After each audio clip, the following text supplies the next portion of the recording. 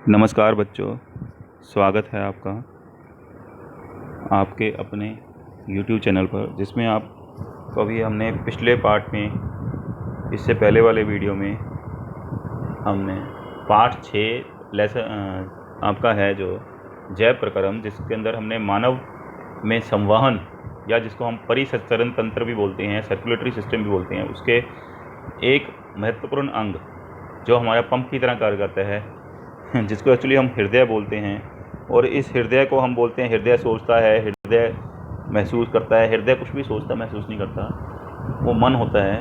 हृदय जो जिसकी शेप आप ऐसे नॉर्मली हम बनाते हैं, इसके 4 हमने पार्ट्स पढ़े थे। आपको थोड़ा सा मैं रिवाइज़ करा देता हूँ। 4 पार्ट्स हमने पढ़े थे यहाँ पे। निल्य, जो आपको बताया था कि ऊपर की तरफ अलिंद होते हैं, अलिंद दोनों तरफ बायां और दायां अलिंद, ये आपका दायां अलिंद और इधर बायां अलिंद। ये दाएं बाएं में डायरेक्शन में भी आपको कन्फ्यूजन हो रही होगी, ये आप अगर ध्यान रखें, आप हृदय की पोजीशन को ध्यान रखें। जो हृदय हमारा होता है वो थोड़ा सा बाईं तरफ होता है, थोड़ा सा क्या एक्चुअली बाईं तरफ होता है हृदय, मिडल में नहीं होता, दाईं तरफ भी नहीं होता। हृदय शरीर के बाईं तरफ होता है। अगर आप इस डायग्राम में ये हृदय जो दिखाया है, इसको अपने बाईं तरफ महसूस करें तो आपको पता लगेगा कि डायरेक्शन जो है वो ये वाली बाईं डायरेक्शन होगी और ये वाली उसी हिसाब से दाईं डायरेक्शन। इसमें आपको ये दाईं बाएं उल्टा दिख रहा होगा, लेकिन अगर आप देखें कि हृदय की पोजीशन कहाँ पे है, पोजीशन बाईं तरफ है, इसलिए डायरेक्शन ऐसे आपको दिखाई दे रही है। तो ये अलिंद ऊपर और निल्य नीचे, ये हमने पढ़े थे। बायां निल्य बायां अलिंद और दायां निल्य दायां अलिंद। ये आपको याद रखना है कि बाएं अलिंद से ऑक्सीजन वाला ब्लड प्रवेश करता है फुफ्फुस से। क्यों? क्योंकि बाएं तरफ आपका जो अलिंद है, जो हृदय है, वो बाईं तरफ है, तो फुफ्फुस से जो फुफ्फुस सी शिराएँ इसमें आती हैं वो इस साइड से आती हैं, और जो आपकी यहाँ से महाशिरा आती है वो इस साइड से आती है, ये ध्यान रखना। और ऐसे ही यहाँ से महाधमनी, जो जहाँ से जो फुफ्फुस धमनियाँ जाती हैं वो इस साइड से जाती हैं इसमें। ये आपने पिछले वीडियो में आप ध्यान से देख सकते हैं चित्र में। अब हम उन 2 वाहिकाएँ जो बार बार उनका नाम आ रहा है, आपने महाधमनी और महाशिरा बार बार सुना, वो बड़ी शिराएँ और बड़ी धमनी हैं। महा कैसे हो गई, मतलब वो बड़ी हैं, उनका एरिया बड़ा है, क्योंकि वो पूरे हृदय से लेके जाना है उनको, इतनी बड़ी बड़ी देखो मुँह ऐसे हो गई। लेकिन जो हमारे शरीर में वो छोटे अंगों तक जाती हैं वो छोटी छोटी पतली पतली हैं, तो इसलिए ये नॉर्मल इनको धमनी शिराएँ बोलते हैं। जो हृदय से आती हैं या हृदय से वापस जाती हैं, हृदय से ब्लड को लेके अंगों तक जाती हैं, जैसे महाधमनी, और ऐसे ही दूसरे अंगों से ब्लड लेके, रक्त लेके, रुधिर लेके आपके हृदय तक लेके आती हैं, कार्बन डाइऑक्साइड वाला ब्लड, वो है महाशिरा। तो ऐसे ही बाकी अंगों में छोटी छोटी शिराएँ और धमनियाँ प्रवेश करती हैं। महाशिरा और महाधमनी वो इकट्ठा होता है। अब आप इनमें अंतर समझें। महाधमनी और धमनी और शिरा में क्या अंतर है? धमनी, इनको इंग्लिश में हम आर्टरीज बोलते हैं, और शिरा को इंग्लिश में हम बोलते हैं वेन्स। जो आपको इंजेक्शन लगाया जाता है, वेन्स में इंजेक्शन लगाते हैं, क्यों लगाते हैं? ताकि ब्लड ईजिली, ब्लड के थ्रू वो जहाँ जिस अंग में उसको पहुँचना है वो पहुँच जाए। ऐसे ही आर्टरीज़ में इंजेक्शन भी लगाए जाते हैं, लेकिन वो बहुत अंदर होती हैं। आर्टरीज नीचे होती हैं, वेन्स ऊपर की तरफ होते हैं शरीर में, ये भी समझने की चीज़ है। तो अब धमनी और शिराओं को अगर हम बताएं कि क्या इनका काम है। धमनी जो होती है वो हृदय से, धमनी हमेशा हृदय से रुधिर को दूसरे अंगों तक लेके जाएगी, ये दिमाग में रखने की चीज़ है। कई बार हमें लगता है कि धमनी सिर्फ ऑक्सीजन वाला ब्लड ले जाती है, ये दिमाग में रहता है। धमनी लाल रंग वाला ब्लड होता है धमनियों में, ऑक्सीजन वाला, ये हम सोचते हैं, ये भी हम रीज़न आएंगे। लेकिन धमनी का मेन आप ये ध्यान रखें, धमनी हृदय से ही लेके जाती है ब्लड, किसी भी साइड लेके जाए। धमनी हृदय से शरीर के दूसरे अंगों तक रक्त पहुंचाती है, ये आपको ध्यान रखना है। अब दूसरे अंगों में सारे अंग भी आते हैं और उसमें फुफ्फुस भी आता है, जो हमने पिछले वीडियो में चित्र में देखा है। अगर उसी चित्र को हम थोड़ा सा दोबारा दिखाने की कोशिश करें तो आपको ये दिख रहा होगा कि ये एक तो यहाँ पे आपको महाधमनी दिखाई है, ये महाधमनी में आपको लाल रंग का रक्त है, जो इसमें येलो कलर दिख रहा है, लाल रंग का है।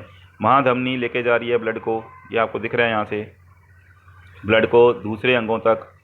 और यहाँ पे अगर आप देखें, ये भी फुफ्फुस धमनी भी लेके जा रही है ब्लड, यहाँ से ब्लड हृदय से दूसरे अंगों की ओर, चाहे वो बाकी अंगों की ओर हो, चाहे वो फुफ्फुस की ओर हो, लेके कौन जाएगा? धमनी। अब इसमें रक्त का अलग अलग रंग है, ये भी हम इसी में पढ़ेंगे अभी। इसलिए जब ये बांटने वाली है, ये लेके जाने वाली है, इसको हम बोलते हैं वितरण वाहिका। ये डिस्ट्रीब्यूशन करती है, बांटती है। लेकिन शिरा में क्या है? ब्लड दूसरे अंगों से इकट्ठा होता है, संग्रहण होता है, जमा होता है, इसलिए इसको हम बोलते हैं संग्रहण वाहिका। इसी चित्र में मैं द्वारा आपको उसी चित्र पे लेके जाऊं तो यहाँ आपको धमनी की पोजीशन देखिए आपने, शिरा देखें, शिरा ये ब्लड लेके आ रही है हृदय में, कहाँ से? ये दूसरे अंगों से आ रहा है। इसी तरह यहाँ पे शिरा देखें, ये ऑक्सीजन वाला ब्लड ला रही है, ये वी ऑक्सीजनीकृत, या जिसमें कार्बन डाइऑक्साइड मिल गई है, ऑक्सीजन उसमें से निकाल ली गई शरीर के बाकी अंगों में, वहाँ कार्बन डाइऑक्साइड उसमें मिक्स हो गई, तो ये ब्लड लेके आ रही है शरीर के दूसरे अंगों से। देखो हृदय के अंदर यहाँ भी ये फुफ्फुस शिराएँ हैं, फुफ्फुस शिराएँ जो फुफ्फुस से ऑक्सीजन वाला ब्लड लेके आ रही हैं हृदय तक, चाहे वो ऑक्सीजन वाला लेके आएँ, चाहे वो कार्बन डाइऑक्साइड वाला बिना ऑक्सीजन वाला ब्लड लेके आएँ। लेकिन शिराएँ जो हैं वो हृदय दूसरे अंगों से हृदय तक रक्त लाती हैं इकट्ठा करके। ये शिरा, ये महाशिरा हर जगह नहीं जा रही, छोटी छोटी शिराएँ हैं अंगों में, वो छोटी छोटी शिराएँ एक जगह आके मिलेंगी महाशिरा के पास, और महाशिरा से इकट्ठा होकर वो ब्लड जाएगा हृदय के अंदर। और यहाँ पे धमनी का क्या काम होगा? धमनी से ब्लड जो होगा, ये देखो ऑक्सीजन युक्त ब्लड यहाँ जा रहा है, और बिना ऑक्सीजन वाला ब्लड फुफ्फुस में जा रहा है धमनी से, और ये धमनी जो है ये फिर महाधमनी छोटी छोटी धमनियों में आगे जाके डिस्ट्रीब्यूट हो जाएगी और ये बांटेगी। इसलिए इसका कारण है कार्य है वितरण, इसीलिए इसको वितरण वाहिका बोलेंगे धमनी को।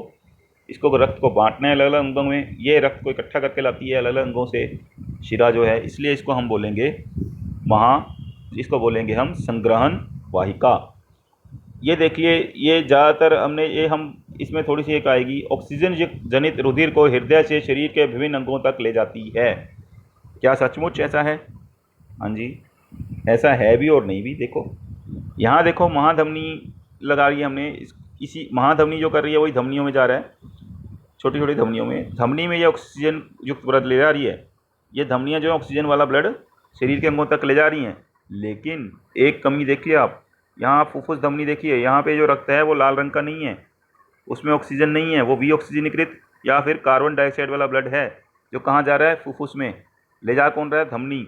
धमनी, ये ध्यान रखना, हृदय से रक्त को दूसरे अंगों तक लेके जाएगी, चाहे वो फुफ्फुस हो, तो फुफ्फुस में आप देख लो थोड़ा अलग है, बाकी सब में तो ले जा रही है ऑक्सीजन वाला, लेकिन फुफ्फुस में जो धमनी ले जा रही है वो है वी ऑक्सीजनीकृत। इसीलिए यहाँ पे आपको ये लिखा होगा, छोटा सा एक नोट दिया होगा कि फुफ्फुस धमनी को छोड़कर फुफ्फुस वाली जो धमनी है वो ऑक्सीजन वाला ब्लड नहीं ले जाती, लेके तो जाती है हृदय से दूसरे अंगों तक।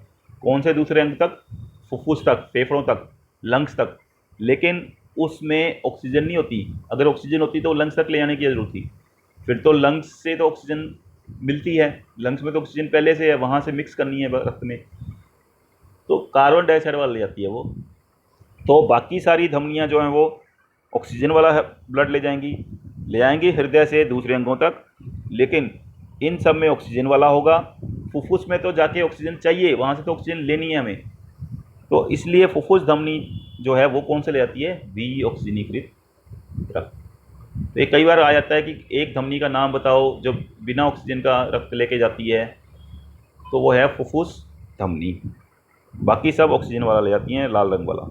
लाल रंग क्यों होता है? क्योंकि उसके अंदर एक, हमने पहले भी पढ़ा है, एक वर्णक होता है हीमोग्लोबिन, जो रक्त को लाल रंग भी प्रोवाइड करता है, और ये हीमोग्लोबिन ही है जो ऑक्सीजन को अपने अंदर जोड़ लेता है, जिससे कि ये रक्त के अंदर ऑक्सीजन चली जाती है। तो ये याद रखना। फिर दूसरा अंतर अगर हम देखें, शिरा में देखें, अंतर समझ लो, चाहे आप शिरा के हम इनके कार्य समझ रहे हैं कैसे कैसे होते हैं।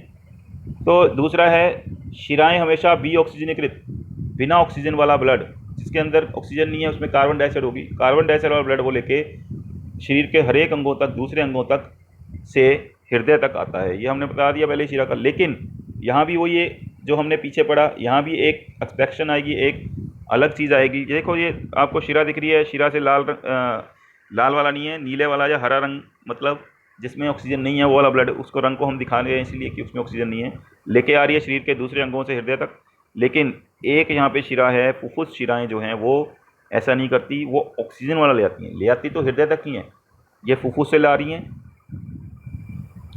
तो मेन चीज़ ये है कि जो आपकी शिराएँ हैं वो दूसरे अंगों से हृदय तक ले जाएंगी रक्त को, रुधिर को, और धमनियाँ जो हैं वो हृदय से दूसरे अंगों तक ले जाएंगी। यहीं पे आपका एक तीसरा अंतर आएगा कि धमनियों की दीवार मोटी होती है और शिराओं की दीवार पतली होती है। क्योंकि वो उसका रीज़न हम पढ़ेंगे, बहुत बार पूछा जाता है ये क्यों होता है ऐसा, तो वो भी हम इसमें पढ़ेंगे। तो आपको समझ आ गया होगा कि फुफ्फुस धमनी और फुफ्फुस शिराओं को छोड़कर इसमें थोड़ा बाकी सब सेम है।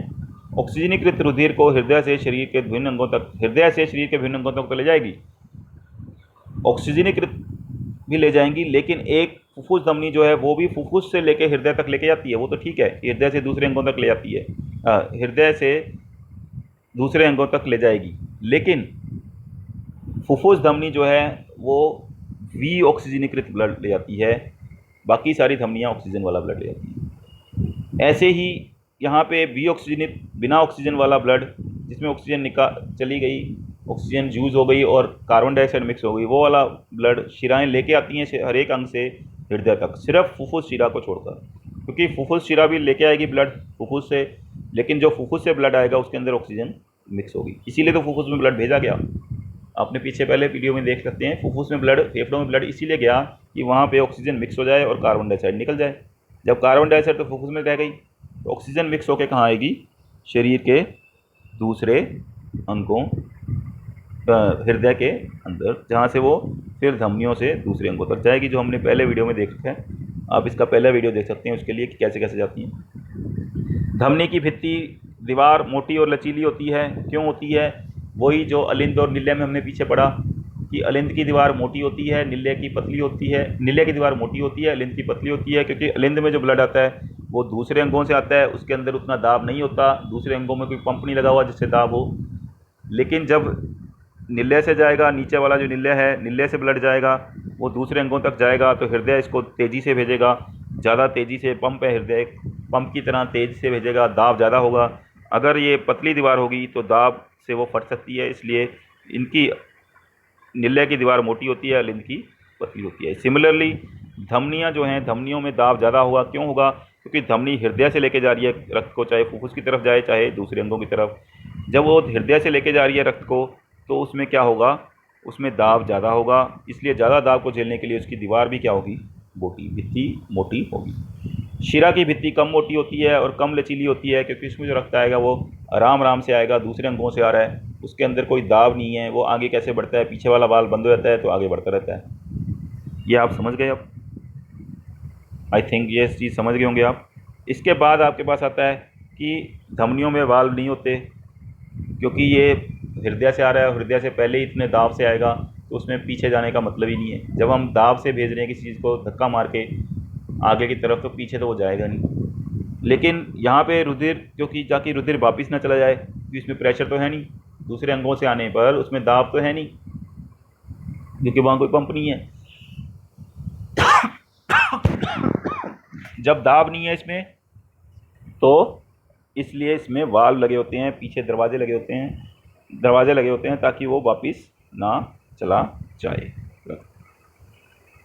आपको ये तो बहुत आसान से, ये सही नहीं होती, उत्तकों के नीचे पाई जाती है। आपको अगर आप अपने आपको देखें, अपनी, मैंने बताया ये सबसे कॉमन, आपको अपने आर्म्स में, अपनी बाहों में, अपनी बाजू में दिखेगी। बाजू अगर आर्म्स को कलाई के पास आप देखें, या अपने ऊपर मोढे की अपने कंधे की तरफ, जिसको हम कंधे से थोड़ा नीचे देखें, यहाँ इंजेक्शन लगता है, आपको देखा होगा आपने, डॉक्टर जो रुई से इंजेक्शन लगाता है, जब रुई उसको रब करता है, तो वहाँ पे आपको देखा होगा, वहाँ पे एक ऊपर की तरफ दिखाई देती हैं, वो हरे रंग की दिखाई देंगी। आप देखिए, हरे नीले रंग की आपकी कोशिकाएं, आपको कुछ वाहिकाएँ दिखाई देंगी, वो हैं आपकी शिराएँ। शिराएँ सही होती हैं, ऊपर होती हैं, ऊपर दिखाई देती हैं, लेकिन जो आर्टरीज या धमनियाँ होती हैं वो नीचे होती हैं, ऊपर की तरफ आपको लाल रंग की नहीं दिखाई देंगी। हरे रंग वाली ऊपर दिखाई देती हैं, लाल रंग वाली कहाँ गई, वो नीचे होती हैं ऊतकों के। क्यों होती हैं इसका रीज़न आप आराम से समझ सकते हो।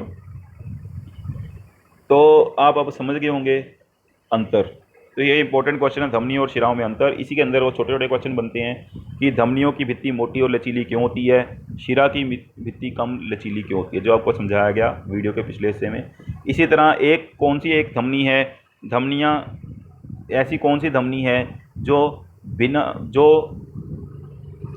वी ऑक्सीजनीकृत रक्त को लेके जाती है, वी ऑक्सीजनीकृत को ले जाने वाली फुफ्फुस धमनी है, बाकी सब ऑक्सीजन वाले को लेके जाती हैं हृदय में, हृदय से। ऐसे ही ऐसी कौन सी शिरा है जो ऑक्सीजनीकृत ब्लड लेके जाती है, रक्त लेके जाती है, वो है फुफ्फुस शिरा, बाकी सब बिना ऑक्सीजन वाला वी ऑक्सीजनीकृत ले जाती हैं। ये पर एक बेसिक चीज़ ध्यान रखनी है, शिराएं हमेशा ब्लड जो है, रक्त है, रुधिर जो है, वो दूसरे अंगों से हृदय तक लाती हैं, और धमनियाँ हमेशा दूसरे अंगों से रक्त को, रुधिर को शरीर हृदय तक लेके जाती हैं। तो अब आपके पास रुधिर के अंदर, उस ब्लड के अंदर क्या क्या होता है जो रुधिर हमने पढ़ना है। हाँ, इसमें एक छोटी चीज़, एक थर्ड चीज़ और है, केशिकाएँ, कैपिलरीज बोलते हैं इंग्लिश में इनको। ये एक कोशिका की बनी होती हैं, ये आपस में मिलकर शिराएँ बनाती हैं। जैसे ये शिरा है, इसके अंदर इसके अंदर छोटी छोटी कैपिलरी होंगी, छोटी छोटी एक कोशिका वाली कैपिलरी होंगी, जो हर एक सेल रुधिर को दूर तक ले जाने में हेल्प करती हैं। अगर ये मेन शिरा जा रही है, इसमें से छोटी छोटी एक कोशिका वाली कैपिलरी निकलेंगी जो शरीर के हर अंग तक ब्लड को ले जाती हैं, क्योंकि उसको ऑक्सीजन चाहिए शरीर के हर एक अंग को, और बिना ऑक्सीजन के वो कोई भोजन से ऊर्जा नहीं ले पाएंगे, जो हमारा मेन मकसद है, ऊर्जा भी चाहिए हमें। रुधिर के अवयव, कंपोनेंट्स ऑफ ब्लड। रुधिर के अंदर कौन कौन से ब्लड बना होता है, कौन से अवयव से, इसमें दो तरह के हैं, ठोस भी होते हैं और द्रव। ठोस मतलब सॉलिड, द्रव मतलब लिक्विड। ठोस में आपकी रुधिर कणिकाएँ, रुधिर के सेल, छोटे छोटे कॉर्पसेल्स, वो आपने कॉमन थिंग होगा, RBC, red blood cell. Platelet आजकल बहुत सुनते हैं, प्लेटलेट कम हो गए, प्लेटलेट बढ़ गए। श्वेत, तीन तरह के होते हैं, श्वेत ब्लड कणिकाएँ, श्वेत रुधिर कणिकाएँ, डब्ल्यूबीसी, वाइट ब्लड कॉर्पसेल्स। इनका काम, लाल वालों का काम आपने पहले ही समझ लिया है, जिसमें हीमोग्लोबिन पाया जाता है। तो एक कार्य तो आप इसको समझ ही गए, हीमोग्लोबिन इसमें पाया जाता है, जिसको HB लिखा हुआ है इसमें। ये हम मेज़र भी करते हैं, किसी को अगर कमज़ोरी महसूस हो रही है, तो ज़्यादातर लड़कियों में कम होता है। आपको स्कूल में आयरन की गोली दी जाती है, पहले जब भी स्कूल खुले थे आयरन की गोली मिलती थी आपको, इसीलिए मिलती थी क्योंकि आपका हीमोग्लोबिन ठीक रहे। हीमोग्लोबिन ठीक रहेगा तो आपको ऑक्सीजन सही मिलेगी, जो भोजन आपने खाया है उससे आपको ऊर्जा भी मिलेगी, कमज़ोरी, थकान महसूस नहीं होगी। तो ये आप समझ गए हैं कि आरबीसी, रेड ब्लड सेल, लाल रक्त कणिकाएँ जिनको बोलते हैं हम, उनका काम ऑक्सीजन और कार्बन डाइऑक्साइड का वहन करना।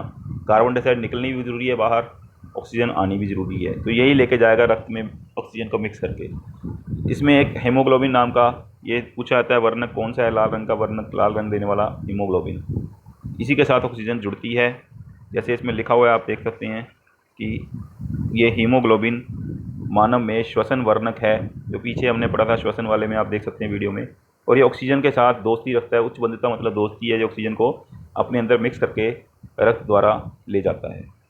प्लेटलेट आपके, जब खून आपका अगर कहीं बह रहा हो, थक्का बनाना मतलब उसको जमाने में सहायक है। अगर प्लेटलेट कम हो जाए तो भी नुकसान है, ज़्यादा हो जाए तो भी नुकसान है। एक निश्चित मात्रा में 3.5 से 4 लाख के बीच में ये होते हैं। तो प्लेटलेट आपके रुधिर को जमाने में सहायता करते हैं। जैसे कहीं पे भी आपके चोट लगती है तो वहाँ से खून निकलना शुरू होता है, थोड़े टाइम में वो खून बंद हो जाता है, क्योंकि प्लेटलेट आके उसको, जहाँ पे कट लगा है उसको रोक देते हैं। ये कट तो ऊपर दिखाई देता है, अंदर भी हमारे टूट फूट होती रहती है, उसको प्लेटलेट जाम कर देते हैं ताकि रक्त इधर उधर ना बहे। तो ये प्लेटलेट रक्त का थप्पा बनाते हैं, लेकिन अगर प्लेटलेट ज़्यादा बढ़ जाएंगे तो थक्का जमना शुरू हो जाएगा, जिससे कि हृदय को ज़्यादा प्रेशर से ब्लड को धकेलना पड़ेगा, तो वो भी नुकसान हो जाता है कई बार। तो प्लेटलेट आपके कम हो जाते हैं ज़्यादातर बुखार वगैरह में, या कोई बाहरी अंदर से वायरस वगैरह प्लेटलेट को मारना शुरू कर देते हैं, तब हम कहते हैं जिसको प्लेट चढ़ानी पड़ेंगी, प्लेटलेट चढ़ाने पड़ेंगे। तीसरा है श्वेत रक्त कोशिकाएँ, WBC। इनका काम है जो बाहरी आक्रमण है, मतलब बाहरी आक्रमण, जैसे बाहर से कोई रोग के कीटाणु आते हैं शरीर में, उनको मारना, उनके साथ ये लड़ाई करते हैं WBC। तो आप ये समझ गए, ये 3 तरह की कणिकाएँ या कॉर्पसेल्स, श्वेत रक्त लाल रधिर कणिकाएँ आरबीसी, डब्ल्यूबीसी और प्लेटलेट। फिर है आपका द्रवीय अवयव, जिसमें ये तो सॉलिड है, आपको लगता है कि लिक्विड है सारा, लेकिन ये सॉलिड हैं जो उसमें द्रव में मिले हैं। कौन से द्रव में? उसका नाम है प्लाज्मा या प्लाज्मा। प्लाज्मा ब्लड के अंदर जब अलग अलग उसको निकालते हैं अगर ब्लड में से अवयव, तो प्लाज्मा है पीले रंग का एक तरल है, जिसमें आपकी ये जितनी ये कोशिकाएं हैं या कणिकाएं हैं सारी निलंबित होती हैं। ये भोजन, कार्बन डाइऑक्साइड और नाइट्रोजन के जो पदार्थ होते हैं उनके रूप में ये वहन करता है ब्लड के अंदर। तो ये प्लाज्मा के बारे में आ जाता है। कई बार प्लाज्मा के बारे में लिखो, किसका बना होता है, प्लाज्मा क्या है, तो ये आपको ये भी नोट कर लेना है अपना प्लाज्मा के बारे में। एक हमने पढ़ा था ब्लड के अलावा लसिका। इसमें लसिका क्या होती है? ये तरल उत्तक है जो रुधिर कोशिकाओं से तो निकल जाता है, और जो कोशिकाओं के बीच में खाली जगह होती है, जब हमारे अंदर कोशिकाओं से बना है हमारा शरीर, जिसमें बीच में खाली जगह में ये आ जाता है, इसमें प्रोटीन होता है। और ये उत्तक क्या करता है? ये शरीर को रोग मुक्त करने में सहायता करता है। प्रतिरक्षा तंत्र, मतलब हमने आजकल इम्यूनिटी पढ़ते रहते हैं, उसको बोलते हैं प्रतिरक्षा तंत्र या इम्यूनिटी सिस्टम। तो इम्यूनिटी सिस्टम को मजबूत बनाने में ये मदद करता है। कौन? लसिका। ये वही है जो रुधिर कोशिकाओं से निकल गया, लेकिन जो कोशिकाओं के बीच की जगह है वहाँ आ जाता है, और ये भी प्लाज्मा की तरह लगता है, रंगहीन होता है, लेकिन ये जेलो नहीं होता, प्रोटीन होता है इसमें। और ये किस काम आता है? ये इसकी संरचना है, और काम किसके आता है? ये प्रतिरक्षा तंत्र में काम आता है, शरीर के को रोगों से लड़ने में सहायता करता है। अब इसमें आपका क्वेश्चन है, मानव हृदय का एक स्वच्छ नामांकित चित्र बनाइए। ये आपको पीछे दिखाया गया था हृदय का चित्र, जिसमें अलिंद, निलय, ये सब आप बनाएंगे। धमनी और शिरा में अंतर लिखिए। अभी आपको ऊपर दिखाया गया धमनी और शिरा में अंतर क्या होते हैं, समझाया भी गया। इसको आप आई थिंक अब आराम से आप धमनी और शिरा में अंतर लिख सकते हैं। इसके बाद रुधिर के अवयवों को कार्य लिखिए। ये भी आपको बिल्कुल सिंपल है। रुधिर के दो अवयव, ठोस और द्रवीय। ठोस में 3 तरह के हैं, लाल रक्त कणिकाएं, प्लेटलेट्स। इनके कार्य क्या हैं? O2 C2 का वहन करना, हीमोग्लोबिन लाल रंग देता है। ऐसी प्लेटलेट के कार्य, ऐसे ही आपको श्वेत रुधिर के कार्य। इसके बाद रुधिर में चौथा अवयव है प्लाज्मा, जो कि आपका द्रवीय अवयव है। ये क्या कार्य करता है? कार्बन डाइऑक्साइड, नाइट्रोजन और वर्ज्य पदार्थों के रूप में इनका वहन करता है, और इसमें कोशिकाएं लंबित होती हैं। कारण बताइए। धमनी की भित्ति मोटी होती है, आपको बताया गया, क्योंकि धमनी में हृदय से ब्लड जाएगा, ये हृदय से ब्लड को लेके जाती हैं, रक्त को, जिसके कारण वहाँ उच्च दाब होता है। उच्च दाब को सहन करने के लिए इनकी जो भित्ति होती है वो मोटी और लचीली होती है। शिरा की पतली होती है भित्ति। क्यों शिरा की भित्ति? क्योंकि शिरा जो है वो दूसरे अंगों से हृदय तक ब्लड ले जाएगी, रुधिर ले जाएगी, जिसके अंदर कोई भी इतना उच्च दाब नहीं होता। उसके बाद लसिका क्या है? लसिका आपको बताया कि जो रुधिर का एक तरल है, कोशिकाओं से निकलकर अंतर कोशिकीय है, कोशिकाओं के बीच की जो जगह है वहाँ आ जाता है, और ये रंगहीन होता है, इसमें प्रोटीन होता है। और ये किस काम आता है? ये प्रतिरक्षा तंत्र को मजबूत करता है, शरीर को रोग मुक्त करने में सहायता करता है। तो आप ये इंपॉर्टेंट क्वेश्चन समझ आ गए होंगे आपको। इसमें और भी कई बार छोटे छोटे इंपॉर्टेंट क्वेश्चन आते हैं कि निलय और अलिंद वाला जो आपको बताया था, तो ये भी आप समझा सकते हैं। रक्त को वापस जाने से, उल्टी दिशा में प्रवाहित होने से रोकता कौन है? वाल्व होते हैं। ये हमने पढ़ा था कि ये भी हमने भी करा कि दोहरा परिसंचरण क्या होता है? जब रुधिर 2 बार हृदय में चक्कर काटता है, एक पूरे चक्कर में 2 बार हृदय में आता है, इसलिए इसको दोहरा परिसंचरण बोलते हैं। क्यों होता है ये दोहरा परिसंचरण मानव में? इसलिए होता है कि ऑक्सीजनीकृत और विऑक्सीजनीकृत रुधिर आपस में ना मिल जाए। तो आप ये चीज़ें समझते हैं। कई बार पूछा जाता है सामान्य हृदय कितने बार धड़कता है? सामान्य वयस्क का हृदय 72 बार 1 मिनट में धड़कता है। तो ये चीज़ें आप छोटे छोटे क्वेश्चन जो इसमें नहीं है इनको भी कर सकते हैं। हीमोग्लोबिन क्या है? तो ये हीमोग्लोबिन मानव में श्वसन वर्णक है, जो ऑक्सीजन के लिए उच्च बंधुता रखता है और रुधिर को लाल रंग देता है। जो खून का आप लाल रंग देखते हो, इसी कारण होता है। तो ये आपको टॉपिक, आपका इम्पोर्टेंट टॉपिक था परिसंचरण, जो आपका फिनिश हो गया है। इसको आप ध्यान से पढ़िए, नोट्स बनाइए, वीडियो को देख के पॉज करके नोट्स बना सकते हैं और क्वेश्चनों के आंसर भी दे सकते हैं। Thank you.